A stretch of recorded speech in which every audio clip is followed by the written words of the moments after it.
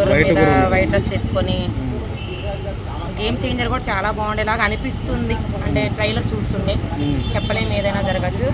కానీ సంక్రాంతి విన్నర్ మాత్రం బాలయ్య. దబిడి సాంగ్ ఎలా అనిపించింది మేడం మీకు? ఐటెం సాంగ్ అన్నీ బాగున్నాయి. అంటే కొంచెం ట్రోల్ అవుతుంది కదా, దాని మీద ఎక్కువ కొడుతున్నాడు ఇట్లా బాలయ్య బాబు. బాలయ్య బాబు ఏది చేసినా కూడా ఎప్పుడు ట్రోల్ అవుతూనే ఉంటుంది. సాంగ్ పాడినా ట్రోల్ అవుతుంది కానీ హిట్టే. అదే గ్రేట్ కదా. సో ఎలా ఉండబోతుంది మేడం సినిమా? సినిమా అయితే బాగుంటుంది అనుకుంటున్నాను. Compulsory super hit. పాప సాంగ్ ఎలా అనిపించింది? చిన్ని సాంగ్ ఏమో అంత ఐడియా లేదు యాక్చువల్గా. పాపతో కొంచెం సీన్స్ ఉన్నాయి కదా కొన్ని, అవి ఎలా అనిపించింది?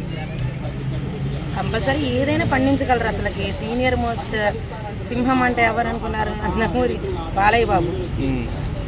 అసలు ఆయన వస్తే చాలా హిట్, అది గ్యారంటీ అనిపిస్తుంది. నార్మల్ చూస్తారు అందరూ ఒక్కసారి అయినా కూడా. అవును అనుకుంటున్నాను.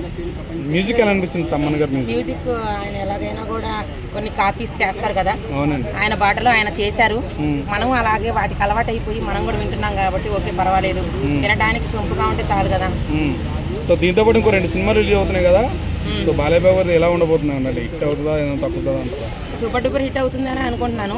అవి కూడా యాక్చువల్గా అసలు సంక్రాంతి అంటేనే సినిమాలు సందడి. అవునండి. అవి కూడా హిట్ అవుతాయి.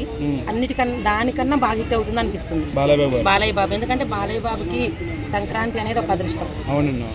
ఎప్పుడు కూడా వెనక్కి తగ్గలేదు అనుకుంటున్నాను నేను.